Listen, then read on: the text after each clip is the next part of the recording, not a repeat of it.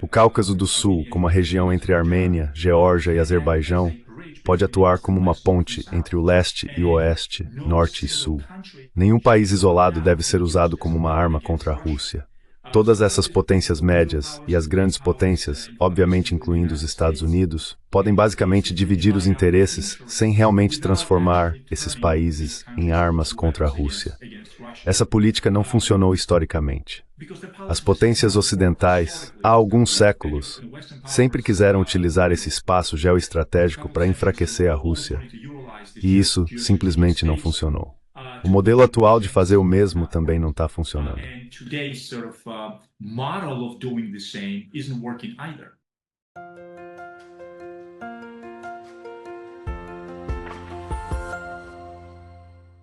Hello, everybody.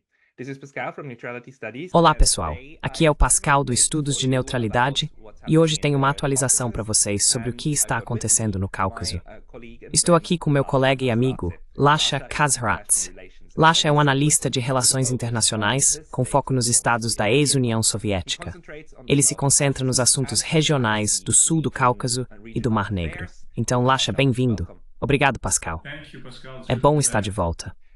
Lasha, as eleições na Geórgia estão se aproximando, no final de outubro. O que está acontecendo atualmente no processo político em casa, em Tbilisi?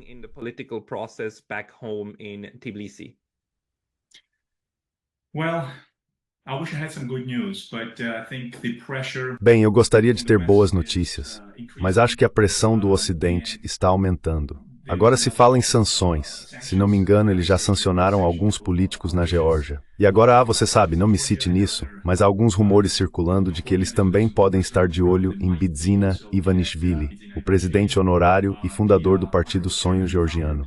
Então, o homem com o poder nos bastidores, certo? Sim. Sim. Você sabe, é um segredo aberto. Não me agazito na Geórgia. Mas, no entanto, eles vão ter uma discussão do poder em termos de práticas do jeito que eu vejo. In terms of pragmatism, the way I see it, and I think he understands that there are serious. E eu acho que ele entende que há perigos sérios que o Estado da Geórgia enfrenta. E eu acho que ele entendeu que seu partido entende que, você sabe, as coisas como de costume simplesmente não são mais sustentáveis. E eles realmente precisam desenvolver essa política externa introspectiva na região e em relação aos seus vizinhos ocidentais. E, basicamente, eles decidiram conduzir essa política de pragmatismo com a Rússia, o que eu não vejo nada de errado, porque acredito que essa é a única maneira de basicamente sobreviver neste bairro muito difícil como um Estado.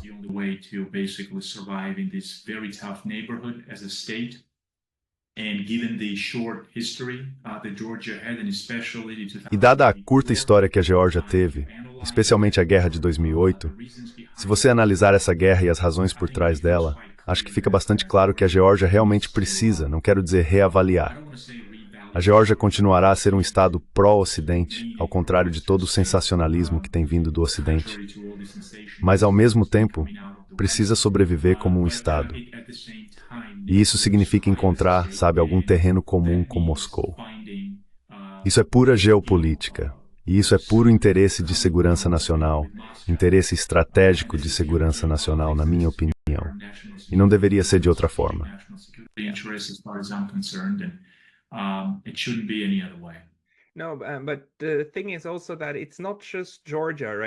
Não, mas a questão também é que não é apenas a Geórgia, certo? A Geórgia é importante para a Rússia, mas todo o sul do Cáucaso é importante para a Rússia do ponto de vista geoestratégico, certo? E esse sul do Cáucaso também é importante para o Irã e para a Turquia. E se você olhar para a relação política entre Geórgia, Azerbaijão e Armênia, onde esses três se posicionam em relação uns aos outros? Armênia e Azerbaijão acabaram de ter uma guerra, e os dois se odeiam profundamente. A Armênia está tentando agora de tudo para se juntar à UE e se aproximar do Ocidente, como se não houvesse amanhã. O Azerbaijão também tem uma boa relação com o Ocidente, enviando muito petróleo para a União Europeia. E a Geórgia está sob muita pressão para escolher um lado. E quando os neocons e o Ocidente dizem isso, eles querem dizer, claro, que você tem que fazer o que queremos. Então, como os três se interligam no momento? You have to do what we want. So how do the three interlink at the moment? Sure. So we've been saying this Então, for quite some time now. temos dito isso há bastante tempo, que o Cáucaso do Sul é um espaço geopolítico, uma região geopolítica. Está meio que se moldando no que eu chamaria de retorno aos seus próprios princípios regionais de geopolítica. O que está acontecendo é basicamente que eles despertaram desse sono dogmático e perceberam que o Ocidente simplesmente não está em posição de garantir segurança à Geórgia. Isso tem permanecido assim, como promessas, desde, eu diria, depois de 1995, quando os Estados Unidos começaram a realmente olhar para a região. Tem prometido à União Europeia e tem prometido a adesão à OTAN, com relativa intensidade, é claro, mas basicamente essa tem sido a narrativa que vem de Washington.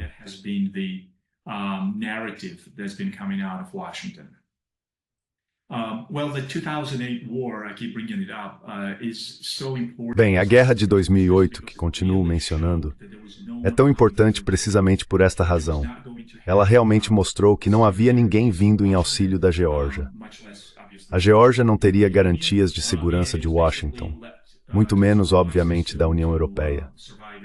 Basicamente, foi deixada por conta própria para sobreviver contra a invasão da Rússia em 2008. Ao mesmo tempo, dadas as políticas que vinham de Washington e de todo o campo neoconservador, eles continuavam incentivando a Geórgia contra a Rússia. É inegável. Eles podem tentar esconder isso de qualquer maneira, mas é inegável. Havia muita literatura sobre isso que, se não tivesse diretamente envolvida em provocar a Geórgia, fazia isso em termos de linguagem, narrativas, falsas promessas e meias promessas. Por um lado, você sabe, Saakashvili foi aconselhado a não fazer isso.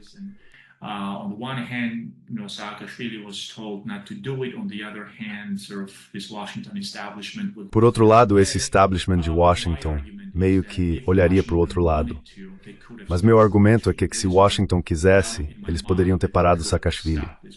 Não tenho dúvidas de que eles poderiam ter impedido isso de acontecer. E agora vemos isso, você sabe, não da mesma maneira exata, mas bastante semelhante ao que está acontecendo na Ucrânia. E essa espécie de causalidade do que causou a guerra ucraniana teve a ver com esse tipo de retórica propagandística.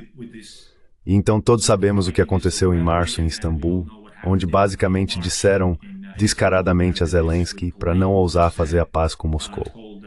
Então o que isso nos diz? O que isso nos dá? So what does this tell us? What does this give us? This gives us today's reality, which is Isso nos dá a realidade de hoje, que é, finalmente a Geórgia está percebendo que precisa, na medida do possível, maximizar suas chances de sobrevivência. Ela decidiu, sob o atual governo do sonho georgiano, seguir uma política externa de pragmatismo em relação à Rússia. Isso significa que haverá um desacoplamento dessa intensa política externa normativa ocidental, baseada em valores. Ela tomará forma e se concentrará em interesses nacionais, interesses estratégicos e interesses práticos. Como todos sabemos, o Cáucaso do Sul está repleto de projetos geoeconômicos. Projetos que começaram no início dos anos 90 sob Shevardnadze, o primeiro presidente pós-soviético. Ele foi chefe de política externa sob a União Soviética e depois se tornou presidente da Geórgia após a derrubada do primeiro presidente democraticamente eleito, Zviad Gamsakhurdia.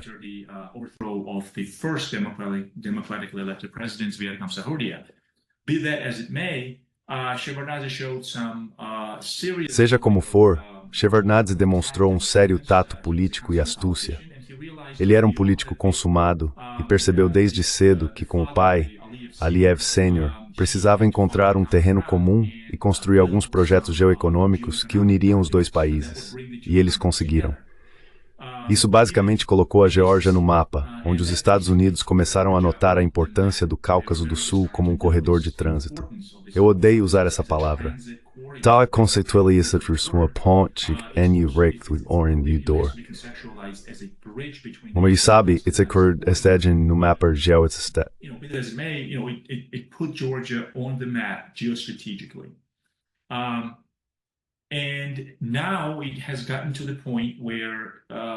E agora chegou ao ponto em que o Cáucaso do Sul está se moldando em um espaço autônomo.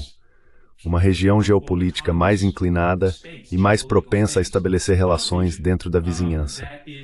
Ou seja, com a Rússia, com o Azerbaijão, é claro, com a Turquia, com o Irã. A política é basicamente, se eu puder parafrasear, de não ter conflito com nenhum vizinho.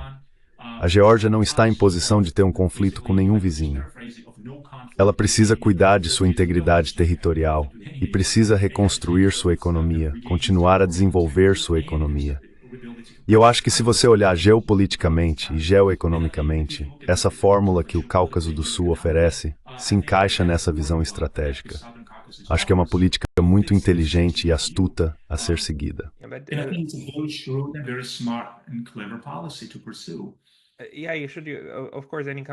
Claro, qualquer país deve buscar seus próprios interesses, certo? E em sua própria região. Mas e quanto à Armênia e ao Azerbaijão? Como a Geórgia interage com esses dois vizinhos que estão continuamente em conflito e luta e que foram membros da mesma União?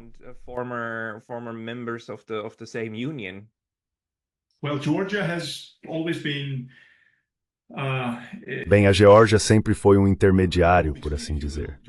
A Geórgia tem um ótimo relacionamento tanto com a Armênia quanto com o Azerbaijão, assim como com a Turquia e o Irã. Portanto, a Geórgia ofereceu sua plataforma para negociar a paz entre a Armênia e o Azerbaijão.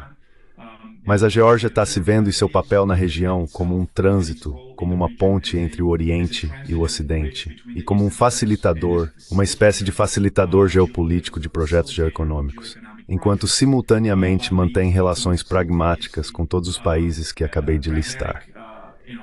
Aqui está algo muito importante. Here is something very important. Georgia has continued to stay. A Geórgia continuou a seguir o caminho ocidental, mesmo em meio a essa mudança e transformação geopolítica, porque toda a fórmula 3 mais 3 mais 2, que tem circulado atualmente na Geórgia, vinda da Universidade Estadual de Seul, absolutamente envolve e inclui os Estados Unidos e a União Europeia como dois parceiros adicionais ao formato 3 mais 3, que é 3 mais 3 e, portanto, 2. Isso basicamente diz que o Cáucaso do Sul, como a região entre Armênia, Geórgia e Azerbaijão, pode atuar como uma ponte entre o leste e o oeste, norte e sul, e nenhum país isolado deve ser destacado e usado como uma arma contra a Rússia.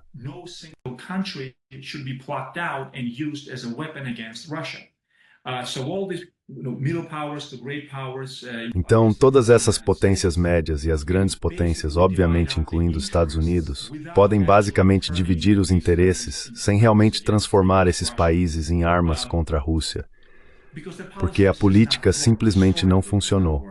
Historicamente não funcionou. As potências ocidentais, sabe, há alguns séculos, sempre quiseram utilizar esse espaço geoestratégico para enfraquecer a Rússia, e isso simplesmente não funcionou. E o modelo atual de fazer o MED funcionando. Então você sabe, há também todo esse enorme elemento com o mundo turco, onde Azerbaijão e Turquia são aliados.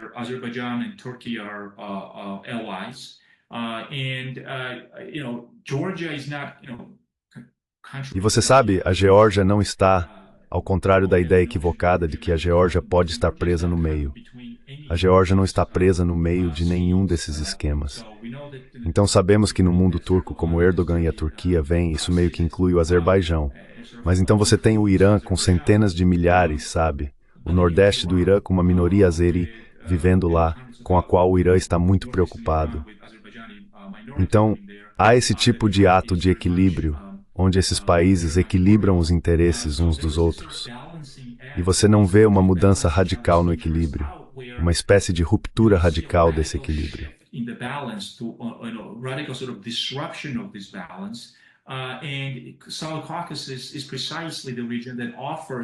E o Cáucaso do Sul é precisamente a região que oferece essa coalizão de equilíbrio constante, se preferir, não contra nenhum estado específico.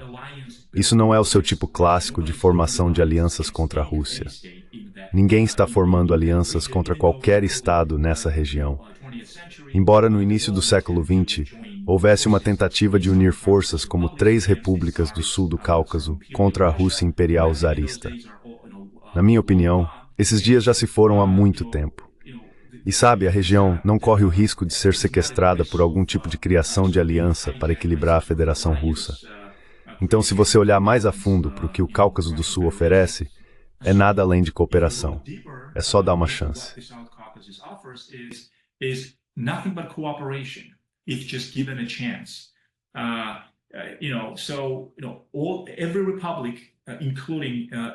Então, toda a república, incluindo Irã, Turquia e Azerbaijão, quer um fluxo ininterrupto de geoeconomia e petroquímicos para a Europa. E eu não acho que a Rússia necessariamente queira tumulto geopolítico na região, certo? E eu também não acho que o Irã queira isso. Isso não quer dizer que eles não defenderão suas próprias linhas.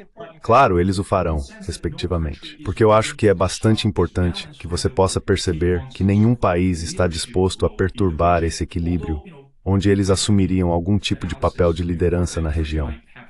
Embora você saiba, já houve análises antes de que a Turquia poderia ter essa ambição.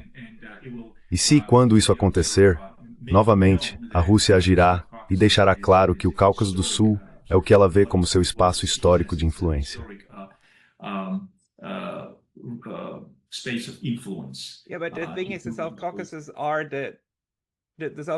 Sim, mas a questão é que o Cáucaso do Sul é a esfera de influência não apenas da Rússia, mas também do Irã e da Turquia.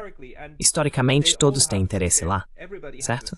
E acho que um aspecto importante é que o Cáucaso do Sul é algo que, se der errado, quero dizer, se a geopolítica ao redor dele der errado, tem o potencial de dividir os novos laços entre a Rússia e o Irã, certo? É aí que os dois podem realmente ter um sério desentendimento. Você estava me contando sobre os projetos de infraestrutura, mais cedo, para conectar o petróleo do Azerbaijão com a Turquia. Pode me contar sobre isso novamente? Zangezur corridor, yes. Can you tell me about that one again? Well, the Zangezur corridor is the corridor that connects the mainland. Bem, o corredor de Zangezur é o corredor que conecta o Azerbaijão continental com sua região de Nakhchivan através deste corredor. E se isso se concretizar, o Azerbaijão irá diretamente para a Turquia. A Turquia extrairá os recursos naturais do Azerbaijão.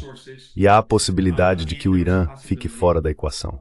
É por isso que o Irã, algumas semanas atrás, há poucos dias fez algumas declarações contundentes sobre o que considera ser a linha vermelha, que o Irã precisa permanecer na equação, pois são econômica.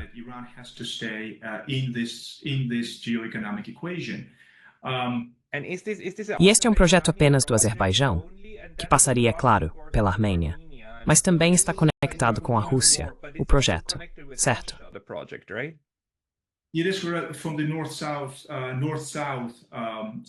É do corredor norte-sul que a Rússia também quer usar com o Irã. E a Rússia basicamente disse que não expressou nenhum problema com isso, apenas para acalmar os temores com o Irã. Mas ao mesmo tempo, com o corredor de Zangezur, o Azerbaijão estará conectando suas exportações de petróleo através da Turquia. Dada a posição do Irã, ele vê a Turquia basicamente como uma espécie de quinta coluna do Ocidente, sendo membro da OTAN. Então, obviamente, o Irã sempre esteve preocupado geopoliticamente e em termos de segurança que poderia haver uma coalizão se formando contra ele em relação a este mundo turco, e o que no Cáucaso também está sendo chamado de Grande Oriente Médio, onde a influência de Israel entraria e marginalizaria os interesses estratégicos do Irã na região. Mas nada disso aconteceu. Havia um espectro disso, é claro. Nothing of the sort has happened. There was a specter of that, of course. Russia is always the part of the equation. Mas você sabe, a Rússia sempre faz parte da equação. E sabe, eu argumentaria, apostaria que a Rússia defenderia o Irã se, sabe, o Ocidente coletivo, através de sua política, a estratégia estratégica do Mar Negro, o cálculo que o Ocidente tem para estabelecer sua presença no Mar Negro, para equilibrar a Rússia. Se isso começasse a representar perigos sérios para Moscou, acho que Moscou se aliaria ao Irã. E assim, também havia um perigo, através da atual guerra Israel-Palestina, de que o Irã pudesse ser arrastado para a região, para o conflito. E obviamente, novamente, acho que a Rússia apoiaria o Irã se esse cenário se materializasse. Então você vê que há esse tipo de tabuleiro regional de geopolítica e de equilíbrio de interesses que aumentam as chances de se materializar, sabe, para mitigar os riscos de guerra. porque ninguém quer uma grande conflagração regional.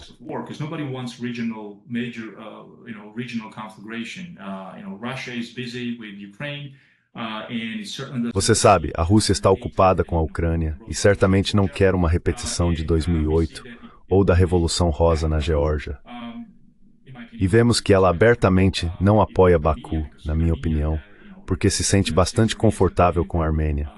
Putin entende que a Armênia não vai a lugar nenhum e está meio que nos bastidores lidando com o corredor de Zangezur, que colocou a Armênia em mais problemas do que a Rússia, sem trazer frutos para a Armênia. Então, acho que a Rússia, bastante guiante de sua presença e influência na região, podem ser mantidas, independentemente da guerra e de seu envolvimento na Ucrânia.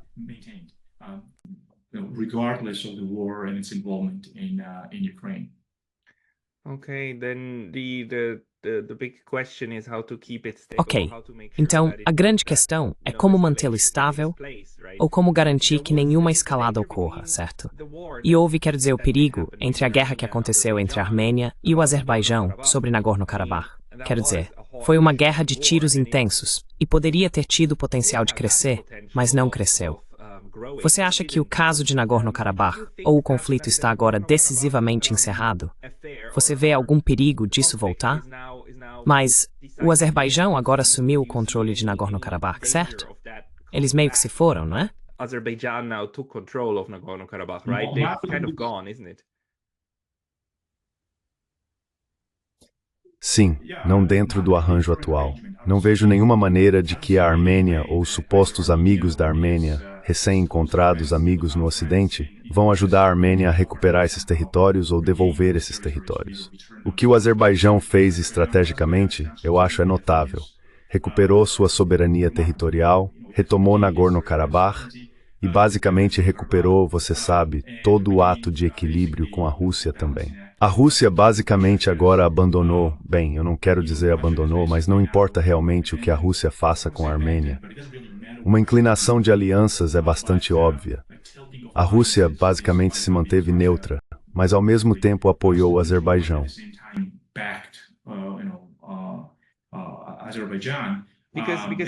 Porque, teoricamente, a Rússia deveria ter apoiado a Armênia porque está na CEI, certo? Deveria ter apoiado. Essa é a ideia. Mas o Azerbaijão afastou a Rússia.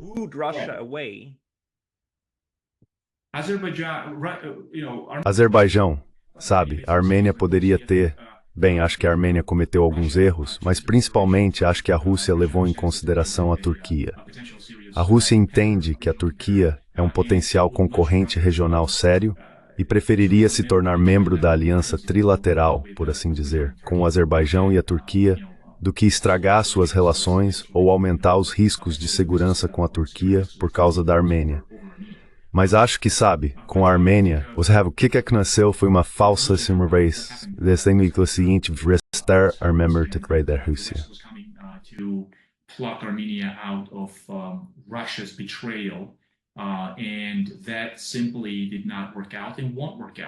E isso simplesmente não deu certo, e não vai dar certo.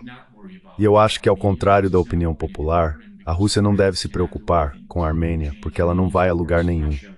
E como a França não pode fazer nada para mudar o curso da Armênia, a Rússia sempre será uma potência dominante na região. E a ideia de que a Armênia, com seu aliado ocidental, a França, pode reiniciar a guerra de reincorporar essas regiões de volta, eu acho que é uma noção absurda.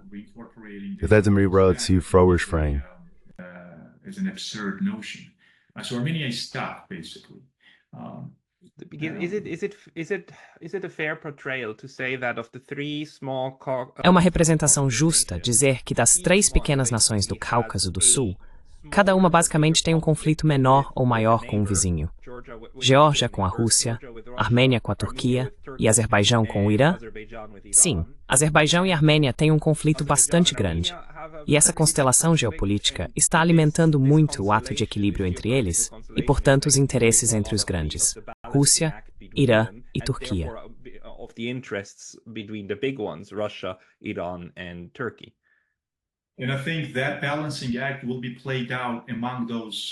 E eu acho que esse ato de equilíbrio será desempenhado entre essas grandes potências na região.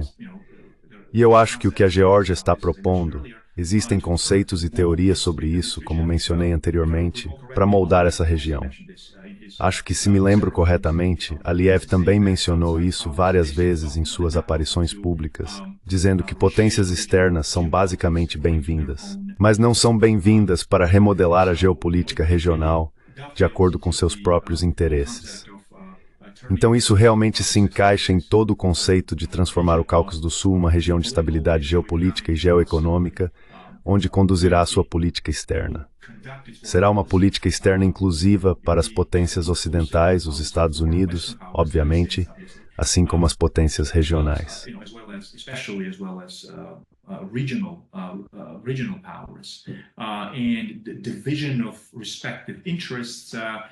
E a divisão dos interesses respectivos será em termos de provocações ou propaganda, mas em termos de uma abordagem prática e pragmática para dividir interesses geoeconômicos e geopolíticos de uma forma que não afete ou represente uma ameaça à segurança nacional, principalmente para a Rússia em relação às suas relações com a Geórgia.